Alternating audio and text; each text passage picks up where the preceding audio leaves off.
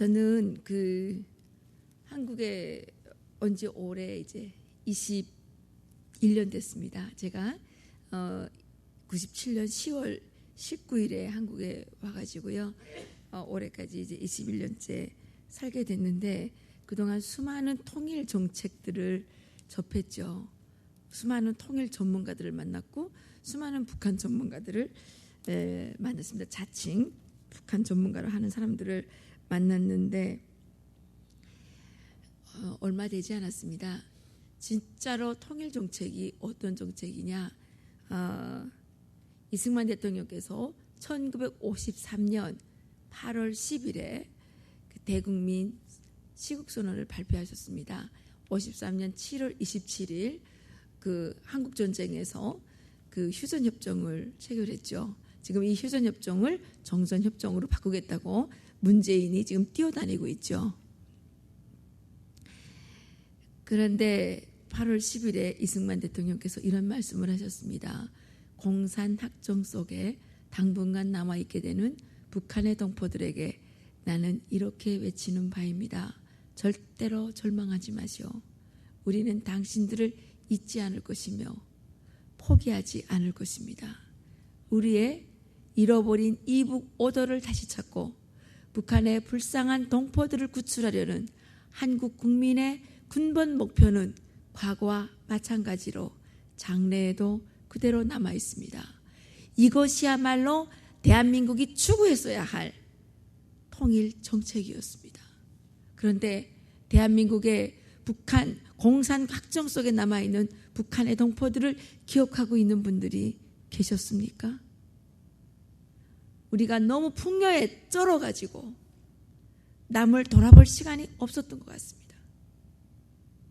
그러다 보니까 이제는 대한민국 국민들의 머릿속에 공산 사상이 침투돼서 대한민국은 스스로 빗장을 열어 제끼고 지금 공산주의 국가가 되기를 자초하고 있습니다. 제가 좀 전에 하원교회 장로님을 만났는데 그 장로님 휴대폰에 랭귀지를 초이스하는 여기에 한국어를 치니까 가로에 조선민주주의 인민공화국이라고 떠요. 문재인이가 얼마나 국제사회를 돌아다니면서 김정은의 에이전트 역할을 했으면 이 랭귀지를 초이스하는데 조선민주주의 인민공화국이 뭡니까 이게? 지금 국제사회에서 대한민국은 사라졌습니다. 지난 9월 22일인가요? 인도네시아의 자카르타에서 아시아 축구연맹 챔피언십인가 열렸죠. 그때 대한민국의 애국가가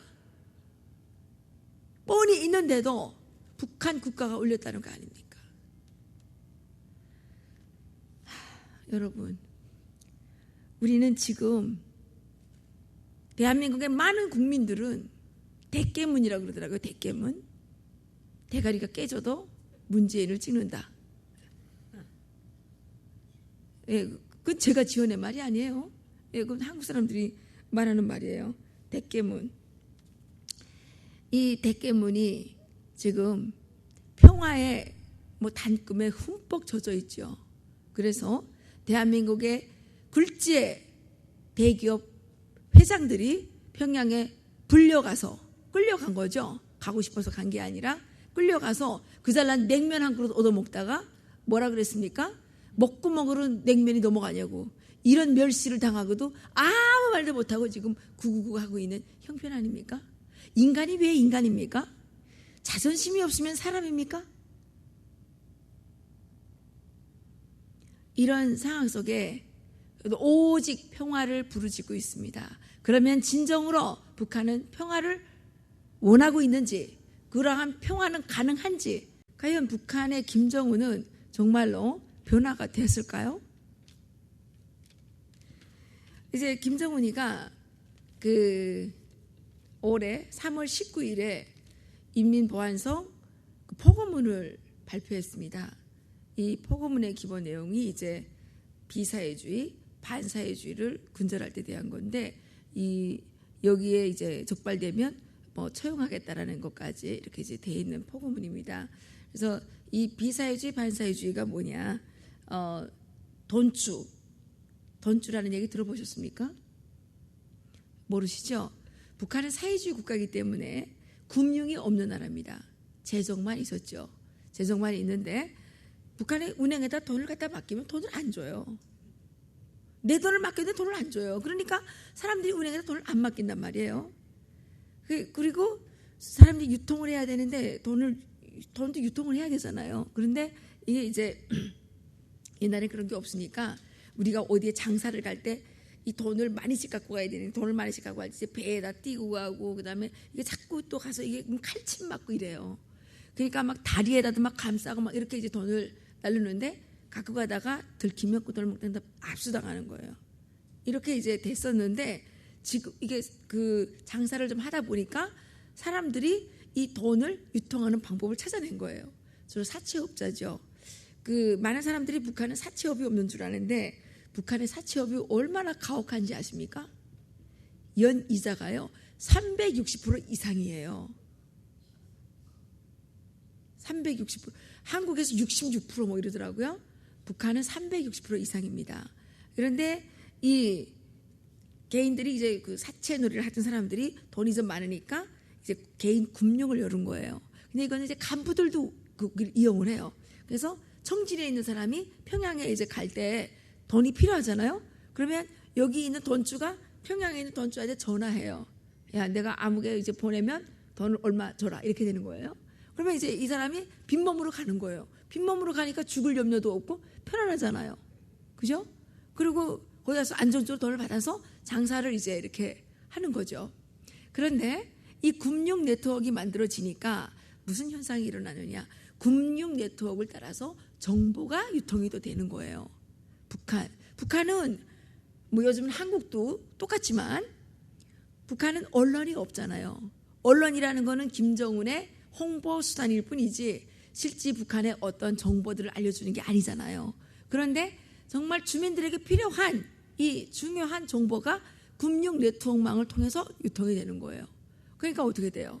사회가 이제 불만 세력들이 또시 가진 사람들이 생길 거 아니에요. 그러니까 이제 이 김정은이가 이번에 그 3월 19일에 발표한 포고문에서 돈주들 재산 돈을 다 국가 운행에 맡겨라 이렇게 이제 하는 거예요. 그리고 차판떼기라고 하는데 아까 말씀드린 것처럼 이 차판떼기라는 게 옛날에는 이제 대거리 장사라 그랬죠. 이렇게 물건을 많이 받아가지고 이제 소매하는 사람들에게 나눠주는 거예요. 차판떼기 이런 사람들 다 이제 다 압수해라. 그리고 북한은 사유재산권이 인정이 되지 않기 때문에 자기가 이렇게 자본주의 국가란 뭡니까? 이 생산수단을 다 개인들이 소유하고 있잖아요. 개인 이름으로 이렇게 되는데 북한은 이게 안 되는 거예요. 그러니까 뭐 내 물고기를 잡는 사람이 배를 이제 자기 돈으로 다 사요. 사든지 뭐 돈을 들여서 만든단 말이에요. 근데 이게 개인이 소유가 안 되는 거예요. 그러니까 어떡하냐? 국가기관에다가 이제 이름을 등록을 해요. 이 배를 등록을 하고 매달 돈을 갖다 내야 되는 거예요. 이 등록비를 이렇게 갖다 내야 되는 거예요. 근데 이거를 다 이제 국가기관에서 몰수를 하라 그러는 거예요. 그럼 어떻게 돼요? 내 재산이 그냥 없어지는 거죠. 그래서 이렇게 이제 배나 무슨 또 뭐 이 자동차나 하여튼간 뭐 만드는 그 생산 수단들 있잖아요. 이런 거를 이제 국가기관에 등록하고 이렇게 했는데 이게 어느 날 갑자기 무효가 되는 거예요. 그래서 어떤 탈북자는 한국 돈으로 한 1억 5천 정도 들여가지고 배를 자기가 샀다는 거예요. 샀는데 국가가 등록했는데 나중에 빼앗는 거예요. 그러니까 너무 후끈 달아가지고 배를 그걸 가지고 탈북해 온 사람도 있어요. 그래서 지금 탈북자들 중에는 사실 뭐 배고파서 온 사람들도 있겠지만 장사를 크게 하다가 몽땅 빼앗기게 되면 어떻게 돼요? 빚을 지잖아요. 그러면 북한은 법적으로 이런 걸 보장해 주는 게 없어요. 법에서 보장 안 해주면 어떻게 돼요? 우리나라 속담에 법보다 주먹이 가깝다는 말이 있지 않습니까? 도끼살인이 나는 겁니다. 북한에 도끼살인 많이 나요. 돈 때문에. 이제 그런 것들을 이제 개인 장사들을 못하게, 이게 북한이나 남한이나 좀 비슷한 게 뭐냐면, 북한도 이제 그 요즘에 보면 김정은이가 자기 측근들을 많이 숙청을 해요. 자기 측근들을 많이 숙청을 하고, 이제 그 차판대기 하는 사람이 많겠습니까? 장사 못하는 사람이 많겠습니까? 예? 장사 못하는 사람이 더 많죠. 차판대기 하는 사람 많지 않단 말이에요. 돈주가 더 많을까요? 돈주 아닌 사람이 더 많을까요?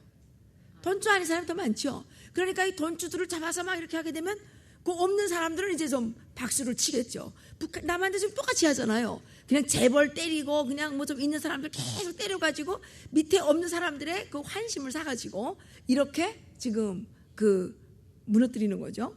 그런데 북한도 이제 주민들이 장사를 하면서 살아보니까, 김일성이가 배급 줄 때는 먹기 싫은 옥수수밥만 계속 먹어야 되는데 장사를 하니까 일단 이팝을 먹어요. 이팝이 뭔지 아십니까? 쌀밥이요. 이걸 먹는 거예요. 그리고 이건 좀 조사를 해봐야 되겠지만, 배급 탈 때보다 배급을 안 주고 그 각자 장사를 해서 먹고 사니까 아이들의 신장이 늘어나요. 이렇게 뭐 그중에 뭐 영양실조도 있겠죠. 하지만 그 일반 그 좀 어느 정도 이런 사람들은 장사를 해서 자기가 먹고 싶은 거 먹고 싶을 때 먹고, 예? 이렇게 하니까 신장이 늘어나는 거예요. 요즘에 애들 보면 큰 애들이 많아요. 배급 탈 때는 주는 것밖에 못 먹으니까, 제가 논문을 쓸 때 보니까 70년 이후에 태어난 사람들이 신장이 지속적으로 작아지고 있었어요. 그래서 이렇게 김정은은 지금 평화를 하겠다고 떠들면서 뒤에서는 비사회주의, 반사회주의를 떠들고 있습니다. 그러면 북한은 그 사회주의를 더 강화하고 있는데, 한국이 연방제 통일하게 되면 뭔 통일을 하는 거예요? 그런데 지금 한국에서 헌법에서 토지 국유화를 하겠다고 지금 더불어민주당이 당 강령으로 채택을 했습니다. 우리가 재산권, 대한민국이 북한하고 다른 게 뭐냐? 개인들에게 재산권이 있는 거 아닙니까? 이 재산권에 의해서 자유가 보장이 되는 거죠. 재산권 없어 보십시오. 예? 자유가 있겠습니까? 저도 문재인이가 주는 밥을 먹지 않기 때문에 여기 와서 문재인 막 욕할 수 있는 거지, 내가 문재인한테 배급을 타먹게 되면 여기 와서 이렇게 떠들 수 있겠어요? 당장 밥을 안 주는데. 북한 주민들이 배급을 안 탔기 때문에 맨날 김정은 좀 욕했죠. 근데 배급제가 되면 김정은을 욕할 수 있을까요? 근데 그 재산권의 기초가 뭡니까? 재산권을 기준으로 하는 게 토지 아니에요? 토지를 기준으로 해야지 뭘로 기준으로 해요? 재산권이라는 게? 우리 뭐 옷 입고 있는 거 이거 재산으로 인정하는 거예요? 아니잖아요. 근데 지금 한국이 어쨌든 이 아주 사회주의를 지금 추종하는 세력들이 정권을 잡았기 때문에 대한민국 국민은 사실은 우리가 공산 식민지가 지금 다 된 거예요. 지금 사실은 최근에 그 강화문에서 그 밤에 투쟁하는 그 촛불들이 또 가득 기어 나와가지고 데모하지 않았습니까? 무슨 그 군조, 미국을 뭐 이렇게 미국을 뭐 사망해 시켰다는 뭐 이런 군조 이런 걸 뭐 달고 나왔더라고요. 그리고 어떻게 했습니까? 볼튼 보좌관님, 그 다음에 매티스 장관, 폼페이오 장관, 이런 분들을 어떻게 했어요? 화형식을 해가지고 이 교수형을 해가지고 화형식을 하는, 화형식을 해가지고 땅에다가 생매장하는 이런 퍼포먼스를 했어요. 왜 해요? 이자들이 문재인 믿고 하는 거죠. 박상학 씨하고 태영호 공사를 무슨 감옥에 집어넣으라고 찌라시 만들어가지고 지금 어디 떠들고 다녀요. 그래서 통제하지 않습니다. 불법 난민들이 가득 들어왔는데, 불법 난민을 반대하는 집회를 하면 불법 난민을 반대하는 집회하는 우리들을 경찰이 통제하고 단속해요. 지금은 악이 정의로, 선의로 지금 등갑을 했습니다. 저희들이 작년 대선 때 문재인이 당선되면 탈북자 3,000명 망명하겠다라고 발표를 했습니다. 왜 했냐? 오늘과 같은 사태가 일어날 거라고 생각을 했기 때문에 했던 겁니다. 이번에 통일부 장관이 탈북자 조선일보 기자를 취재단에서 빼버렸잖아요. 그리고 지금 민변들이 계속 탈북자 12명 그 종업원 북한으로 돌려보내기 위해서 갖은 수단과 방법을 지금 다 하고 있지 않습니까?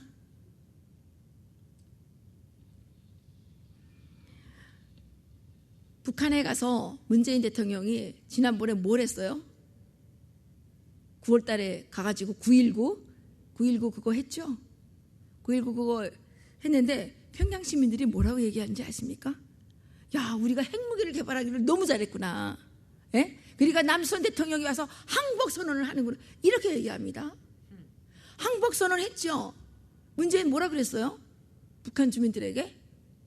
그렇게 어려운 그 고난 속에서 민족적 자존심을 지켜낸 여러분들을 아주 치하한다고 얘기하지 않았습니까? 그래서 우리 민족끼리 새 시대를 만들어 보겠다 그랬는데 그놈의 새 시대가 무슨 시대가 될지 여러분 짐작이 되지 않습니까?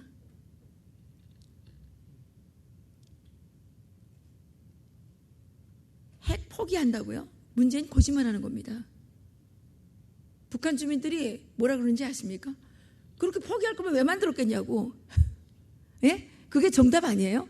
우리가 얼마나 고생스럽게 그 핵을 만들었는데 왜 포기하겠냐고. 안 그렇습니까?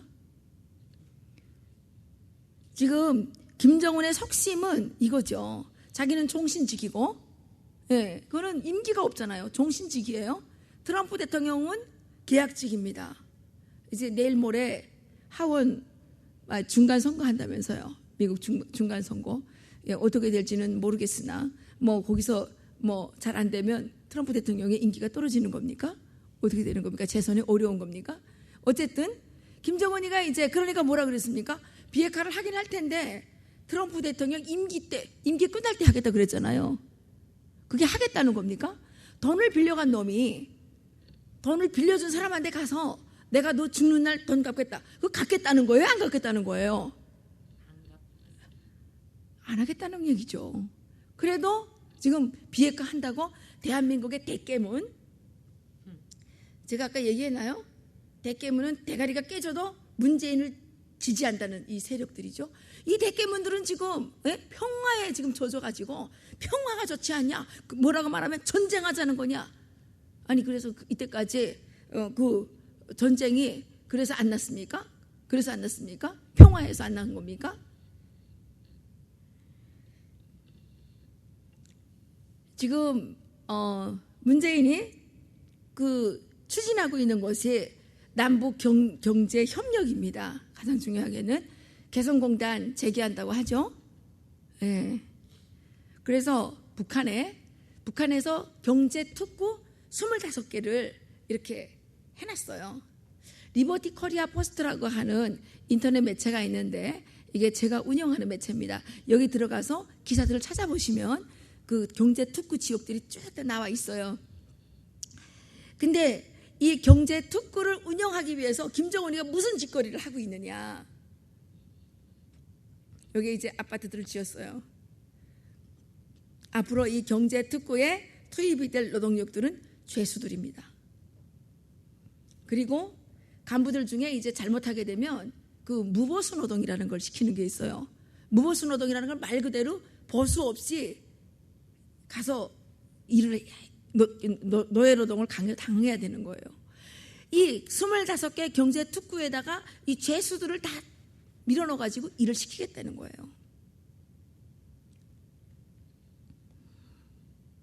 그러면 어떻게 되는 겁니까?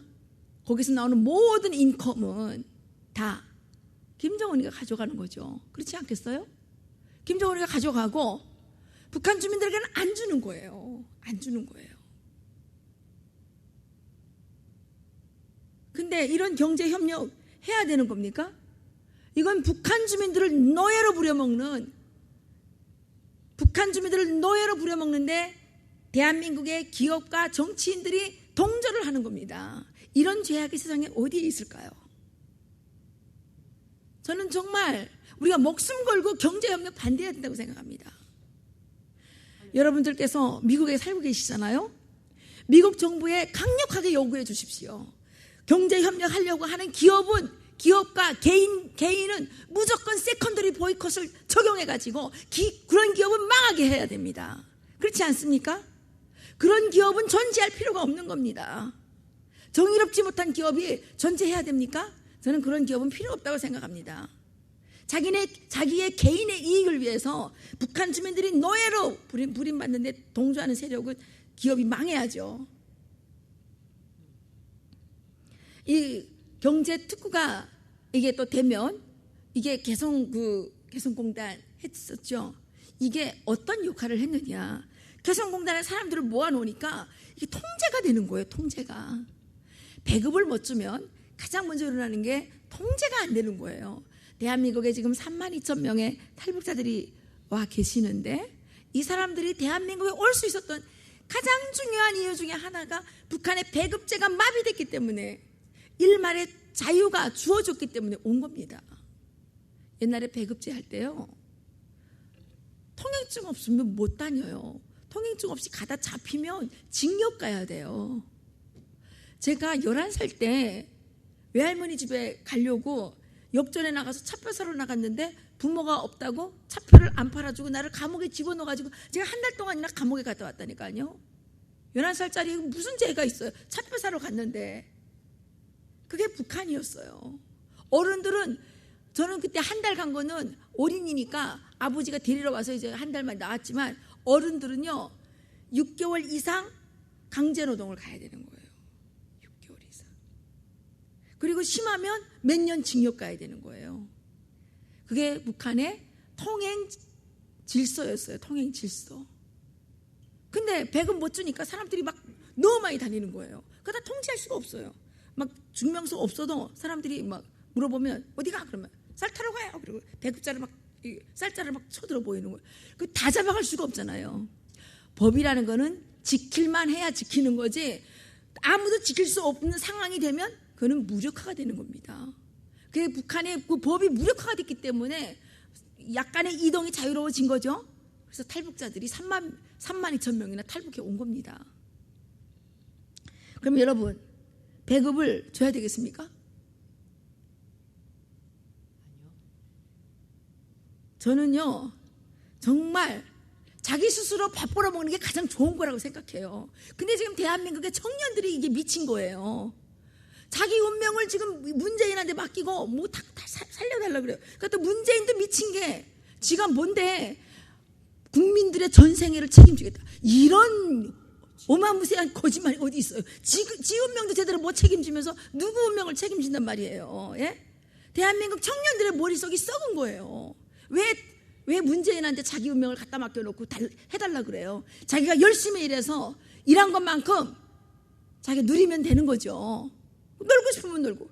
제가 여기 오기 전에 치과를 갔는데 치과 원장이 막 분노하면서 간호사들이 일을 안 한다는 거예요. 간호사가 없다는 거예요. 구할 수가 없다는 거예요. 왜 없어요? 그러니까 다 실업급여를 타느라고 일을 안 한다는 거예요. 이게 나라예요? 전 대한민국이 정말 미래가 없다고 생각을 해요. 열심히 일하는 사람이 많아야지 나라가 유지가 되는 거지. 잘 사는 건 모르겠고 유지가 되는 거지. 다 남의 거 뜯어먹을 생각만 하면 누가 일을 하겠습니까? 뭐 최근에 뭐 양심적 병역 거부요? 그럼 다 양심적 병역 거부하게 되면 누가 군대 갑니까?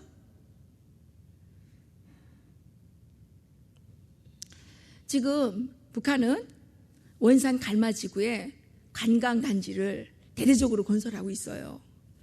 여기에 이제 죄수들을 또 집어넣어서 형기 만기가 됐는데도 집에 보내지도 않고 거기다가 계속 이제 그 건설장에 동원을 시켰어요. 상당히 많은 사람이 죽었다 그래요. 그런데 이 관광 특구를 만들어 가지고 지금 이 대한민국 국민들을 관광객으로 끌어들여 가지고 돈 벌 생각을 하고 있는 거예요. 근데 여기를 주도하는 게 누구냐? 어디냐? 정찰총국이에요. 정찰총국. 지금 올림픽 한다고 왔다 갔다 했던 인간이 누구예요? 김영철. 아시죠, 여러분? 김영철은 경찰청국장 했던 놈입니다.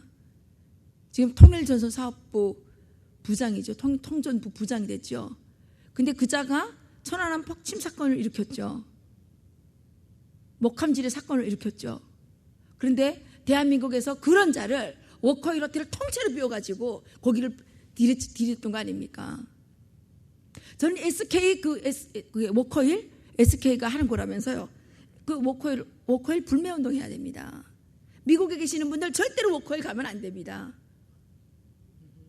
그런 데는 망해야 되죠. 나쁜 짓을 하는 자들은 망해야 되는 거죠. 저는 그렇게 생각해요. 나쁜 짓을 하는 자들은 다 사업이 망해야 된다. 왜냐하면 그 나쁜 짓 때문에 다른 사람들이 피해를 보는 거잖아요. 사업은 왜 해야 됩니까? 우리가 인류의 번영과 인류의 행복을 위해서 해야 되는 거지. 그렇게 자기 돈이나 벌어먹겠다고 그런 깡패들한테 들러붙어가지고 나쁜 짓거리 하는 그런 사업이 되면 되겠습니까? 안 되죠. 그 김영철이가 지금 그렇게 왔다 갔다 해도 그냥 아무 찍소리도 못하고 그냥 있고 이러니까 리성건이라는 놈이, 리성건이는 김영철의 밑에 있던 놈이에요. 그 놈이 이번에 뭐라 그랬어요? 기업인들 보고 먹구멍으로 냉면이 넘어가냐고 그런 말을 듣고도 아무 말도 못하고 구구구 하게 있다고 온 대기업 청수면 뭐합니까? 다 나가 죽으라 그래야 돼요. 제가 이렇게 막말을 해서 너무 죄송한데 저는 정말 화가 나요. 안 그렇습니까? 그리고 또 뭐라 그랬습니까? 더불어민주당 정책위장 그 사람이 예산위원장인가 뭐 됐다니까 배가 나온 사람은 그런 거 하면 안 된다고 또 리성건이한테 가서 엄청 그 훈시를 들었더군요. 예, 통일부 장관은 3분 늦었는데 리성건이가 뭐라 그랬어요? 관점이 틀려 먹었으니까 늦게 온다고 이랬는데 찍소리도 못하다가 애매한 탈북자 기사만 취재를 못하게 하는 거 아닙니까? 이런 자들이 책임지겠다 그러는데 빨리 책임지고 통일부 장관에서 나가야 되는 거죠. 국민을 굴욕스럽게 한 죄, 국격을 떨어뜨린 죄, 그런 자가 어떻게 통일부 장관이 될 수 있습니까?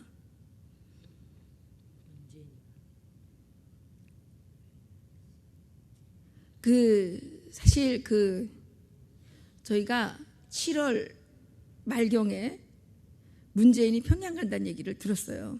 그래서 우리가 방송을 했죠. 문재인이 평양을 간다 그러면 9월 9일에 갈 것이다. 갈 것이다 이렇게 이제 했어요. 그 9월 9일에 갈 뻔했는데 우리가 계속 떠들어가지고 못 간 거예요. 그때 그 9월 9일에 평양 갔으면 진짜 더 안 되는 거죠. 그 김정은이가 올해 초에 누가 뭐라고 하든지 간에 강성대국을 완성하겠다 그랬거든요. 언제 9월 9일에 선포하겠다 그랬어요. 사실 지금 누가 뭐라 그래도 상관없이 이제 김정은은 핵보유국으로 인정받은 거예요. 인정받았잖아요. 그거를 인정받게 한 자가 누구냐? 문재인이죠. 문재인이 했잖아요. 올림픽을 틈타서 올림픽을 누가 유치했는데 진짜 무슨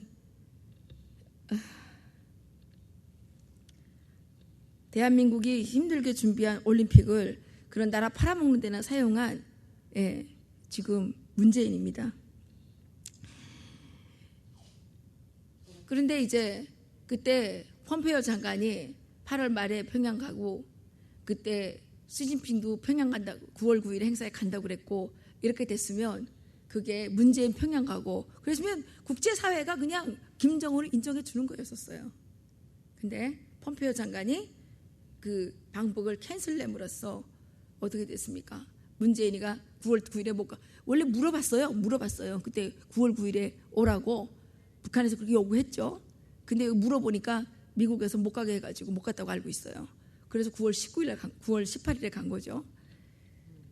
그래서 가서 15만 명 모아놓고 했다 그러는데 지금 매스게임 하는 거 있잖아요. 거기에 나가려면요. 거기에 나가는 거 이게 뭐라 그래요? 이게 카드 섹션. 북한에서 배경대라 그러는데 그 책 하나가 20kg가 넘어요. 그거 엄청 무거워요. 그리고 이게 훈련하려면 다 국가에서 주는 게 별로 없기 때문에 집에서 뭘 다 싸가지고 가야 되고 그다음에 할 때 몇 시간 해야 되잖아요. 집에서 국도 못 먹게 하고 물도 못 먹게 해요. 화장실 갈까봐. 만약 경우에 화장실 좀 가야 되면 화장실 못 가니까 너무 많으니까. 그러니까 이제 사람들을 다 이렇게 둘러 세워놓고 그 안에 들어가서 뭘 보라 그래요. 그렇게 인권 침해를 하는 건데 거기 가서 그 헬릴레에서 보고 그거 그렇게 합니까? 말을 하지 말아요. 화가 나가지고. 그런데 북한은 지금 김정은의 요 속심이 최근에 이제 드러났어요. 우리가 요 특종으로 한 건데 북한이 지금 게릴라전을 준비하고 있다는 거예요. 김정은이가 올해에만도 특수부대를 10여 차례나 방문을 했어요. 그러면서 뭐라 그랬냐면 우리 특수군의 전력이 강화되어야 경제 건설을 뒷받침할 수 있다. 그래서 핵이나 미사일 등 대량 살상 무기가 전쟁에 사용될 가능성은 희박하다. 특수부대를 투입하는 전쟁은 가능하다. 이렇게 얘기를 했습니다. 그러면서 전투원들의 전투 성과에 따라 포상휴가를 보내라 해서 지금 포상휴가를 간 사람들이 있는데 이 사람들이 이 이야기를 우리한테 전달해 준 거예요. 그래서 특수부대 실전 훈련이 매해 실시가 되는데 올해 1.5배나 특수훈련이 강화됐다는 겁니다. 그래서 지금 북한의 김정은이가 사방에 건설을 지금 펼쳐놨는데 미처 이게 뒷감당이 안 되는 거예요. 그러니까 북한 군인이 120만이죠. 120만 중에 특수군이 아마 15만에서 20만 정도 될 거예요. 이거 빼고는 이제 다 지금 건설장에 다 배치하는 거예요. 그래서 옛날에 호위천국이라고 있는데 이게 김정은을 이제 호위하는 이런 호위천국이 한 20만 명 되는데 여기도 이제 다 건설장에 배치했는데 사람들이 너무 많이 죽어서 요즘에 호위천국을 사망천국이라고 부른다고 해요. 너무 많이 죽어가지고. 그래서 제가 생각하기에는 김정은은 이게 국제사회가 핵에 대해서 이렇게 포커싱하고 있기 때문에 핵보다는 아마도 게릴라 이게 폭풍군단인데 이게 이름이 폭풍군단인데 이 폭풍군단은 어떤 군단이냐? 자살테러 특공대예요. 자살테러 하는 특공대. 옛날에 여러분 김신조 씨 아시죠? 그 김신조가 있던 부대가 변경돼 가지고 폭풍군단이 된 거예요. 자살테러 집단입니다. 그런데 지금 어떻게 됐어요? 한국에서 DMZ 거기 지금 병력 다 철수했죠. 거기서 어느 날 수구머니 내려와가지고 민간인들 속에 끼어가지고 미군이나 미국의 주요 인사나 이거 테러해가지고 대한민국에서 이런 반미 이 분위기를 확산시켜가지고 그러면 미국 국민들이 야 빨리 주한미군 철수시켜라 이렇게 할 가능성이 없을까요? 그리고 대기업 청수들을 가서 협박해가지고 돈을 뜯어갈 가능성은 없을까요? 너무너무 위험합니다. 김정은은 어떤 자입니까? 뭐 아주 괜찮은 놈이라고 지금 막 칭찬하고 있죠. 더불어민주당의 많은 사람들이 송영길인가 그 사람 국회의원인데 그 사람도 정신머리가 좀 없는 모양이에요. 그런데 김정은은 어떤 자입니까? 자기 형을 말레이시아의 공항에서 백주대낮에 독살한 자 아닙니까? 대한민국에서 이제 그런 일이 일어나지 말라는 보장이 있습니까? 너무너무 소름이 끼치는 거예요. 너무너무. 사이버 테러를 통해서 비트코인을 엄청 훔쳐다가 돈 많이 뽑아갔어요. 그래서 작년도 12월 달에 김정은이가 사이버 테러 전사들을 엄청 포상을 했어요. 돈 안 따오면 포상하겠습니까? 그렇지 않아요?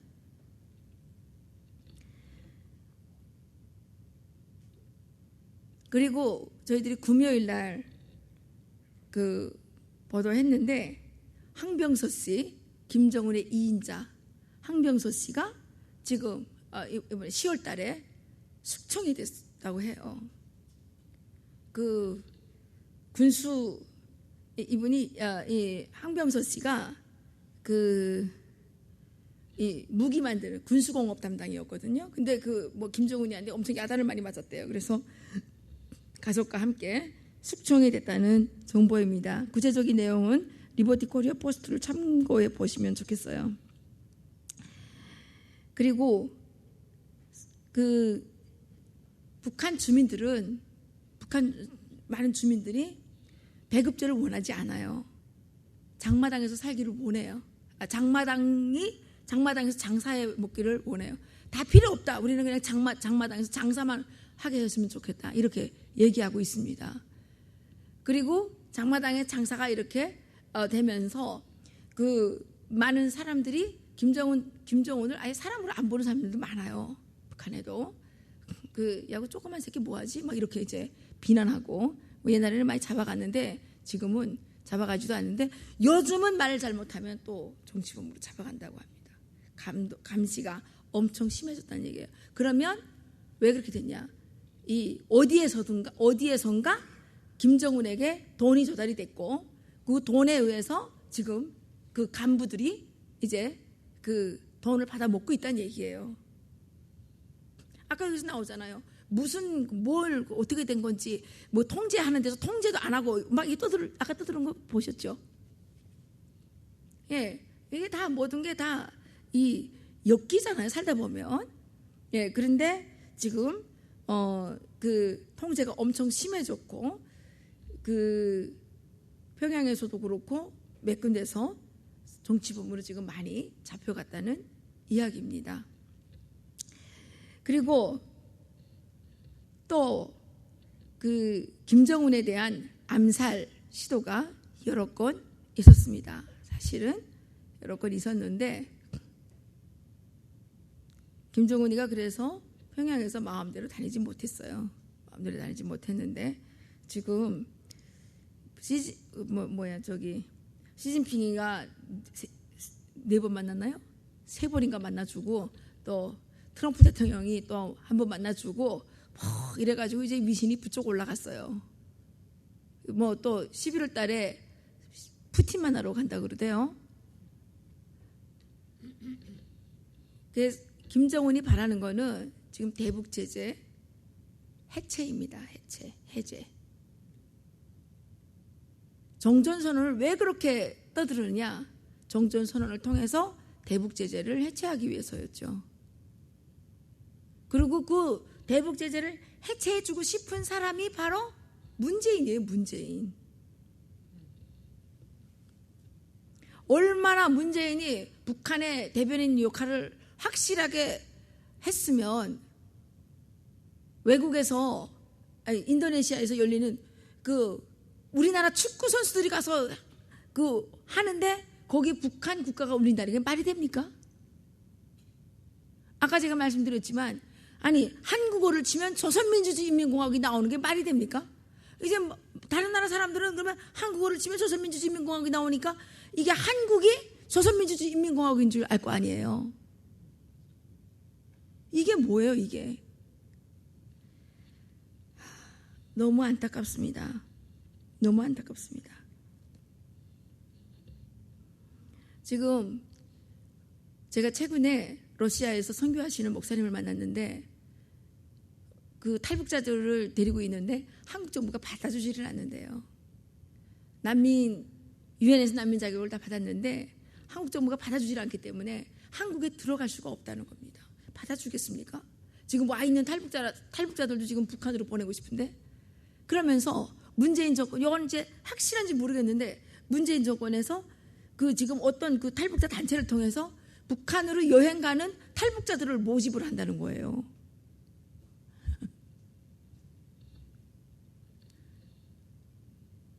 갔다가 제대로 올 수 있겠어요?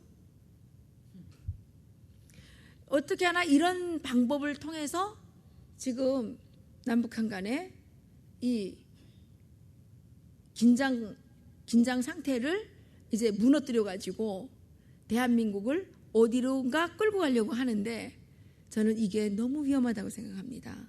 역대적으로 좌우 합작을 통해서 제대로 된 것이 하나도 없어요. 좌우 합작을 하면 분명히 우익이 망합니다. 장개석 국민의 정부하고 모택동하고 공산당하고 좌우 합작해가지고 누가 이겼어요? 모택동이 이겼죠. 예멘이라는 나라가 남북한으로 갈라졌는데, 사회주의 국가하고 자본주의 국가로 갈라졌는데 91년도에 연방제 통일을 했잖아요. 평화적으로 연방제 통일을 한 이후에 지금 예멘은 27년 동안 계속 지금 내전을 겪고 있잖아요. 그래서 지금 한국에 예멘 난민이 엄청 많이 들어왔잖아요. 올해 2월 달에 방송에 나오는 거 보니까 700만 명이 아사 상태에 있다고 그러더라고요. 아사 상태. 대한민국의 연방제 통일은 어떤 결과를 가져오게 될까요? 돈 많은 부자하고 깡패하고 싸우면 누가 이길까요? 예? 깡패가 이기죠. 예? 돈 많다고 이기는 거 아니잖아요. 대한민국 국민들, 우리 뭐 돈 많으니까 뭐 우리가 뭐 저런 거 하나 못 이기겠어.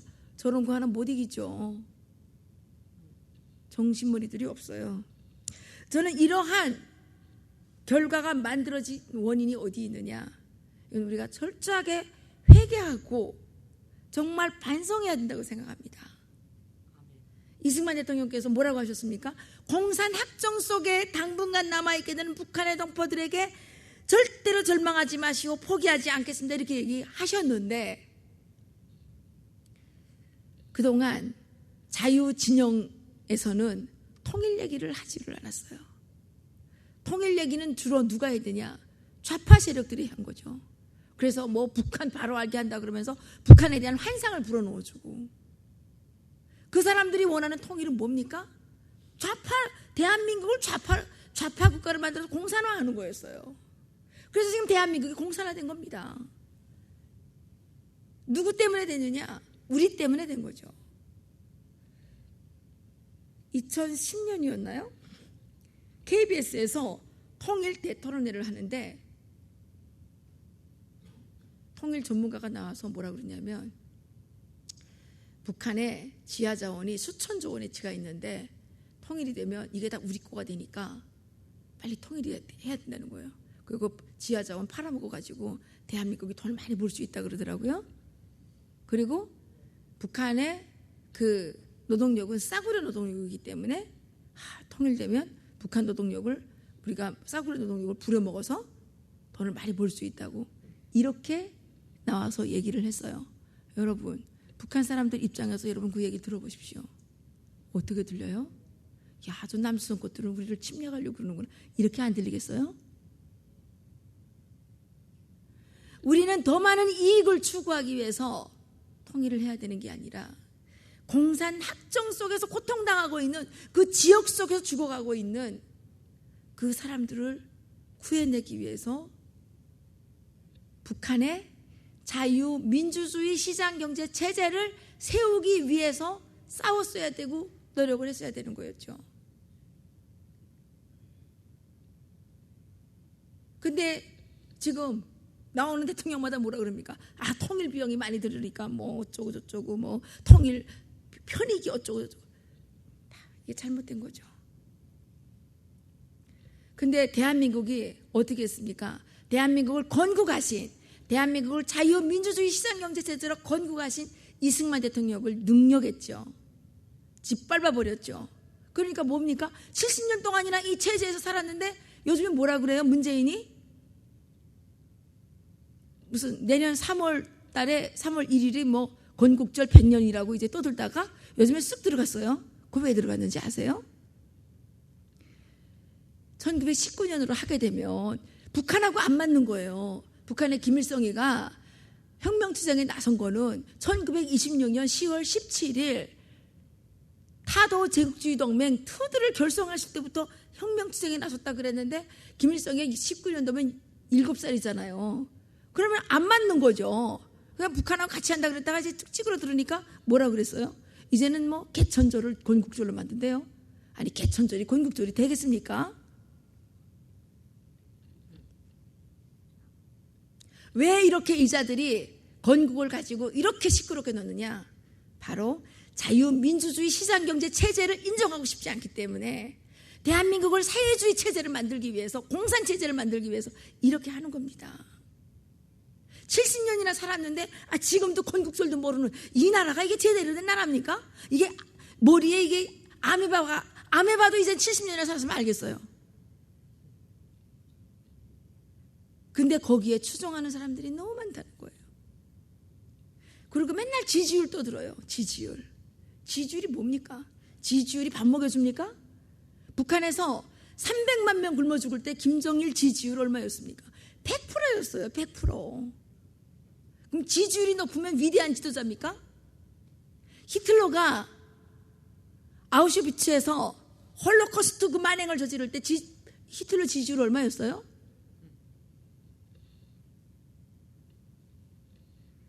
정말 안타깝습니다.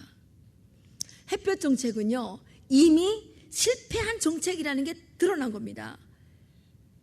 남한에서 햇볕 정책할 때 북한 주민들이 뭐라 그랬는지 아십니까? 제가 아마 작년에도 말씀드린 것 같은데, 북한에는 태양이 너무 많다 이거예요. 태양이 19세기 태양 김일성 태양, 20세기 태양 김정일 태양, 저 21세기 또 뭐 이거 하나 또 더, 그때는 김정은 안 나왔을 때니까 이 태양이 두 개에다가 하늘에 태양이 있잖아요. 그래서 북한에는 태양이 3개씩이나 들러붙어가지고 지금 너무 뜨거워서 농사도 안 되고 풀도 말라 죽고 굶어 죽게 생겼는데, 남조선에서는 햇볕까지 보내줘가지고 우리를 이렇게 더 고통스럽게 하느냐. 이게 북한 사람들이 절규예요. 절규. 대한민국에서 김정은 정권에게 돈을 주면 북한의 시장이 탄압됩니다.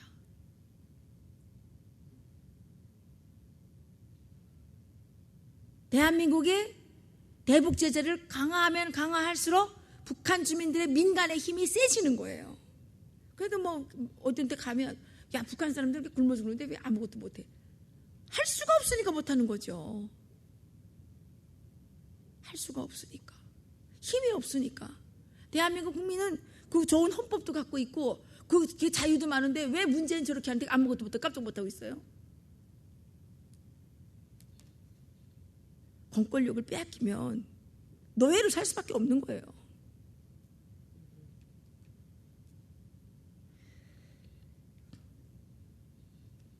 저는 이제 그런 생각을 합니다. 저는 지난 4월에도 미국에 왔었고 6월에도 이제 미국에 왔었어요. 그때 이런 얘기를 했어요. 종전선언, 평화협정 하기만 해라. 그러면 대한민국에서는 내전이 일어날 거다. 그런 얘기를 했어요. 우리가 내전을 이렇게 해서라도 막아야 되지 않겠습니까? 자유가 아니면 죽음을 달라. 이 말이 왜 나왔겠습니까? 북한 사람들하고 대한민국 국민들에게 차이가 있다면 뭐가 차이가 있겠어요? 우리에게는 자유가 있었고 북한 주민들에게는 자유가 없었던, 단 한 가지 차이 때문에 북한 주민은 지금 어떻게 됐습니까? 대한민국 국민보다 20배나 못 사는 지옥으로 떨어졌고, 원래 해방됐을 때 북한이 남한보다 3배 잘 살았던 거 아닙니까? 근데 지금은 20배 못 살고 잘 살고의 문제가 아니라 북한 주민들은 노예로 살고 있지 않습니까? 저는 한국에 와서 한 5년 지나니까 정말 북한 사람들이 불쌍한 게 굶어서 불쌍한 게 아니라, 알고 보니까 그 사람들은 사람으로 태어났는데 자기가 사람인 줄을 모르고 살아가는 게 가장 불쌍하더라고요. 사람이라는 게 뭡니까? 화나면 화낼 줄 알고, 잘못된 거 보면 말할 줄 알고, 이거 사람 아닙니까? 근데 북한 사람들은 화나도 말도 못하고 300만 명이나 굶어 죽는데 아무 소리 못하고 조용히 굶어 죽었잖아요. 이게 평화라면 평화일까요? 평화가 뭡니까? 이 리성건이가 그렇게 자존심을 빡빡 긁어내는 아무 개소리나 막 해도 그냥 구구구구해서 아무 말도 못하고 가만히 있는 게 이게 평화입니까?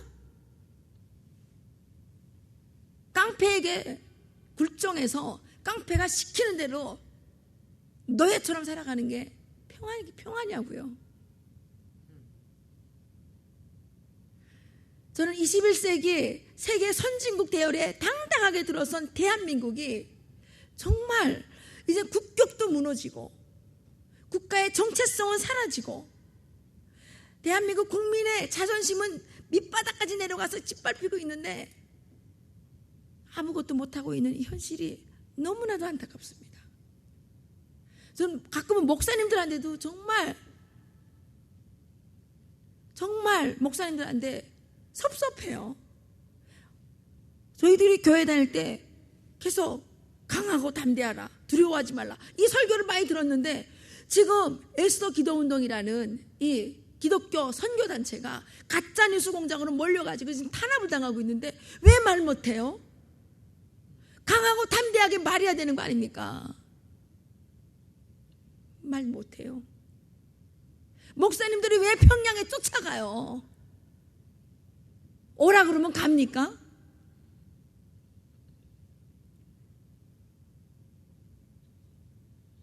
정말 우리가 하나님을 믿는, 하나님을 우리의 구세주로 받아들이는 신념이 있다면 이렇게 될 수가 없는 거였죠. 이런 것들이 너무 안타깝습니다. 요즘은 한국에서 쭉 하면 명예훼손으로 걸어가지고 아무나 감옥에 잡아가요. 아무나. 그렇게 평화를 좋아하시는 분이, 김정은 그 살인마하고는 껴안고 좋아서 어쩔 줄 모르시는 분이 박근혜 대통령하고 이명박 대통령은 왜 감옥에 잡아놓았어요? 말도 안 되는 거를 죄를 뒤집어 씌워가지고. 이런 야만의 나라에 살고 있는 것을 대한민국 국민들은 부끄럽게 생각해야 되죠. 저는 미국에 계시는 우리 재미동포 애국자들께서는 트럼프 대통령에게 미국 정부의, 미국 정치권에 강력하게 요구하셔야 된다고 생각합니다. 이 북한하고 야합하고 있는 이 모든 사람들에게는 다 대북 제재를 다 걸어라. 다 세컨더리 보이콧을 걸어서 다 망하게 해라. 강력하게 요구해 주십시오. 이제는 우리가 할 수 있는 방법이 없어요. 저는 공산주의 국가에서 그 공산당 사탄의 노예를 사는 것보다는 차라리 배고픈 게 낫다고 생각합니다.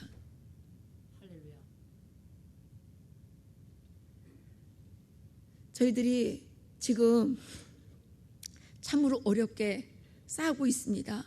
싸우고 있어서 사실 저는 이번에 왜 미국에 왔느냐, 저희들이 활동을 해야 되는데 자금이 부족합니다.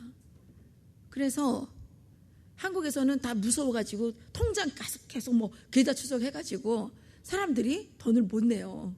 낼래도 계좌 추적할까봐 무서워가지고.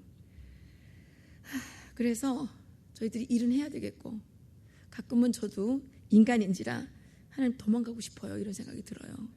안 하고 싶고 막 이렇지만 저희들까지 안 하면 북한의 이 내부 소식을 누가 전달해 주겠어요? 해주는 데 아무도 없잖아요. 그래도 저희들이 북한 내부 소식을 자꾸 전달해서 미국의 대북 정책이라도 바로 가게끔 해야 되지 않을까요? 그래서 저희는 그 신념 하나 가지고 지금 하고 있습니다. 그런데 저희들이 이 일을 하려면 돈이 필요해요. 우리가 먹고 살려고 하는 게 아니라 우리가 실제 그런 이 정보들을 가져오고 이렇게 하려면 돈이 필요하더라고요. 그래서 제가 고민하다가 이걸 만들었어요. 자유만만. 자유만만이 뭐냐? 자유를 위해서 10,000원씩, 한 달에 10,000원씩 기부하는 10,000명의 회원을 만들자. 그래서 미국에서는 리버티 10 정도가 되겠죠. $10, 10,000.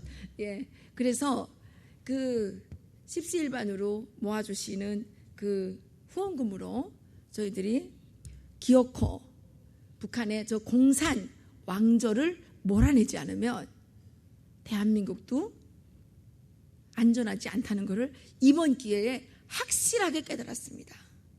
그렇지만 한 가지 제가 위로를 받는 부분이 있어요. 사실 저는 2002년도에 하나님께 기도드렸을 때 그분께서 준비가 됐느냐 이런 음성을 저한테 들려주신 적이 있어요. 그때 제가 우리 그 외삼촌께서 우리 때문에 그 지금 수용소에 끌려가셔가지고 한지에서 오래 돌아가셨어요.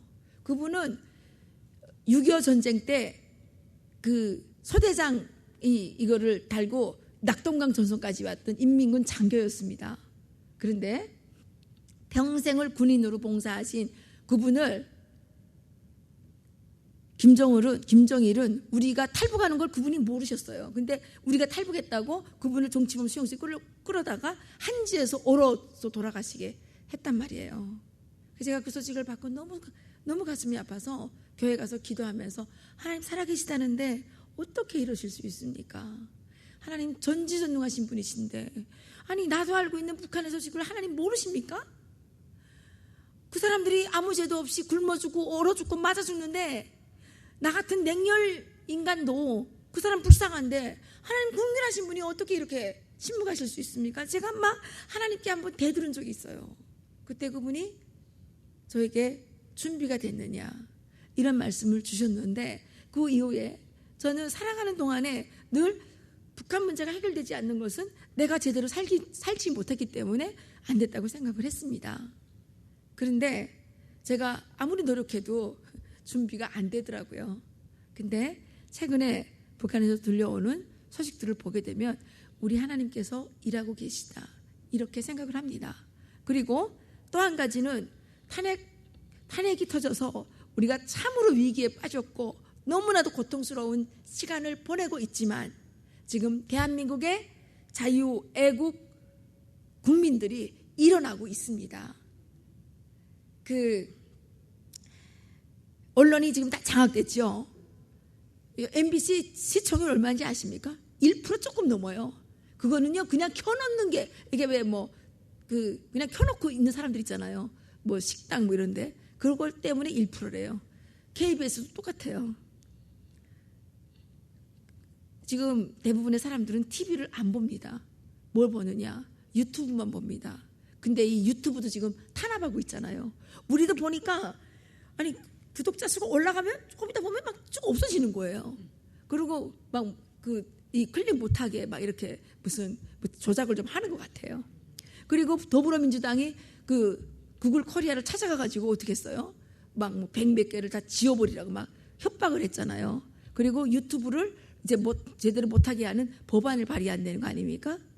그리고 그러니까 구글 코리아의 전략기획본부장이라는 애가 젊은 사람인데 이 사람이 더불어민주당 정책발전협의회 부위원장이 됐어요. 작년 9월에. 그럼 이거 뭐 다 장악된 거 아닙니까? 그래도 유튜브를 지금 믿고 사람들이 이 집회하는 거 유튜브 아니면 뭐 어디서 알리겠어요? 그러니까 이거 하니까 이제 이거 유튜브를 계속 가짜뉴스라고 지금 또 막 뭐 그러잖아요. 정말 사악한 사람들이에요. 자기네들이 얼마나 많은 가짜뉴스를 퍼뜨렸습니까? 강우병 촛불 그 가짜뉴스 아닙니까? 근데 미국산 소고기 먹으면 그렇게 많은 사람들이 뭐 이게 강우병 뭐 내 성성 구멍 탁 뭐 뚫린다 그러더니 구멍 뚫린 사람 한 명 있어요. 그 앞장서서 강우병 촛불을 앞장서 선동했던 김미아는 미국산 소고기를 파는 장사를 하고 있잖아요. 사드 배치할 때 그 전자기파 사드 배치가 되면 그 지역에 있는 사람들이 전자기파를 다 죽는다 그랬죠. 휴대폰 전자기파보다 더 약한 전자기파를 그렇게 뻥친 거 아닙니까? 입만 열면 뻥치는 사람들이 지금 누구 보고 가짜뉴스라고 그래요? 그래서 이 유튜브를 통해서 이제 사람들이 뭉치고 있어요. 저희들이 지난 6월 23일에 자유통일 칼리지를 개설을 했는데 56명이 모였어요. 근데 막 사람들이 막 오셔가지고 막 분노를 막 표출을 하는데 뭐냐면 친구들하고 다 끊었대요. 수십 년 동안 만났던 친구들을 다 끊었대요. 왜 끊었냐? 안 맞으니까. 자기가 이때까지 옳다고 생각했던 모든 가치를 부정당하고 막 그러니까 이 사람들이 막 유튜브만 열심히 막 보다가 저희들이 이제 교육과정에 와서 그 공부를 같이 했는데 동지들이 있어요. 젊은 친구들도 모였고요. 저희들이 지금 하고 있는데 사실 2016년 11월 6일 날 서울역에서 처음으로 그 태국이 집회 했거든요. 미수바 구국기도회를 시작을 했어요. 그때 제가 자유민주주의 시장경제 체제를 지켜야 된다고 막 떠들었는데 어떤 분이 오셔가지고 시장경제는 빼고 말하려는 거예요. 예? 우파인데 시장경제를 빼고 말하려는 거예요. 시장경제를 빼면 민주주의가 되냐고요. 그렇잖아요. 시장 경제가 있어야 민주주의가 되는 거죠. 예? 근데 그렇게 그리고 그때까지만 해도 자유민주주의라는 말이 사람들이 상당히 어색해 했었어요. 근데 지금 한국에서 이승만 대통령을 배우기 위한 운동이 일어나고 있고 아주 미미하지만 일어나고 있습니다. 그리고 지금 자유민주주의 시장경제 체제에 대해서 공부를 열심히 하기 위해서 노력들을 하고 있습니다. 그래서 그동안은 너무나도 위대한 대통령, 너무나도 훌륭한 대통령을 만나서 정말 가치 있고 정말 비싼 자유민주주의 시장경제 체제를 그냥 공짜로 받다 보니까 이게 비싼 건지 좋은 건지 나쁜 건지를 모르고 살았던 것 같아요. 한국 사람들이. 한국의 번영과 풍요의 가장 기초가 뭐였습니까? 자유민주주의 시장경제 체제였죠. 거기에 위대한 지도자들도 있었고요. 아무리 위대한 지도자가 있었다고 해도 이런 체제가 아니었으면 불가능했다는 거죠. 그렇지 않습니까? 그래 공짜로 들여다보니까 이게 소중한 건지 우리가 공짜로 받은 건 좀 사실 몰라요. 그죠? 공짜로 주면 귀한 줄을 몰라요. 귀한 줄을 모르고 있다가 어느 날 탄핵이 터져가지고 어이쿠 막 놀라가지고 뛰쳐나오니까 지금 정신이 막 없어가지고 그래서 분열도 되는 거예요. 자꾸만 오면 왜 한국의 태극기 집회는 합치지 못하냐. 처음에 나오다 보니까 이게 지금 왜 갑자기 불이 붙으면 막 놀라가지고 막 이리 뛰고 저리 뛰고 하다 보면 그게 그렇게 되잖아요. 지금 그런 거였어요. 그래서 지금 많은 사람들이 깨닫고 있고 일어나고 있고 지금 문재인을 찍었던 사람들도 우리가 미친 짓을 했구나 이렇게 알고 있대요. 그래서 지금 한국에서는 문재인 대통령을 여적죄로 고발해 놓은 상태입니다. 무슨 사법부가 다 그쪽 편이라서 뭐 믿으면 안 가지만 어쨌든 여적죄죠. 나라를 지금 이게 국기를 문란시키고 이게 뭡니까? 예? 여적죄를 지금 고발을 해놨어요. 그래서 저한테 엊그저께 이제 누가 언제 오냐고 물어보더라고요. 왜 그러냐 그랬더니 지금 비상시국인데 빨리 와서 뭘 해야 되지 않냐고 그래서 좀 간다고 이제 그랬는데 어쨌든 우리는 피로써 피를 흘리더라도 대한민국의 자유민주주의 시장경제 체제를 꼭 지켜서 우리 아이들에게 물려줘야 된다고 생각을 합니다.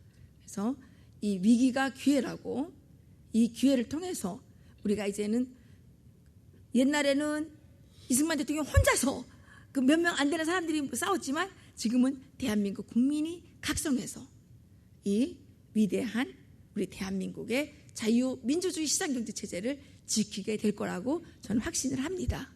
예. 그 시편에 나오잖아요. 바람에 나는 겨와 같도다. 저는 이 좌파 세력, 종북 세력은 얼마 되지 않습니다. 그리고 대한민국 국민들이 다 좌파가 될 수가 없다고 생각합니다. 잠깐 정신줄을 놓고 있다 보니까 속힌 거죠. 우리가 이제 일어나서 싸우면 저는 반드시 이루어질 거라고 생각을 하는데 지금은 저국이 아주 위험한 상황이기 때문에 이 미국에 계시는 우리 재미 동포 여러분께서 이 저국을 위해서 기도 많이 해주시고 또 우리들이 싸우는데 많이 도와주시기를 부탁드리겠습니다. 예, 마지막으로 갈라디아서 5장 1절 말씀을 말씀드리고 마치도록 하겠습니다. 그리스도께서 우리를 자유롭게 하시려고 자유를 주셨으니 그러므로 굳게 서서 다시는 종의 몽해를 매지 말라 이렇게 말씀하셨는데 이 말씀은 이승만 대통령께서 유언으로 남기신 말씀입니다. 갈라디아서 5장 13절에 보면 그 자유를 육체의 기회로 삼지 말라고 했습니다. 그런데 대한민국이 그동안 그 소중한 자유를 육체의 기회로 삼다 보니까 대한민국이 이렇게 어려움에 처해지지 않았나 이렇게 생각을 합니다. 이제라도 정신 바짝 차리고 우리가 이 하나님과 함께하는 이 자유를 지키기 위해서 싸워야 될 거라고 생각하면서 저희 얘기를 마치도록 하겠습니다. 감사합니다.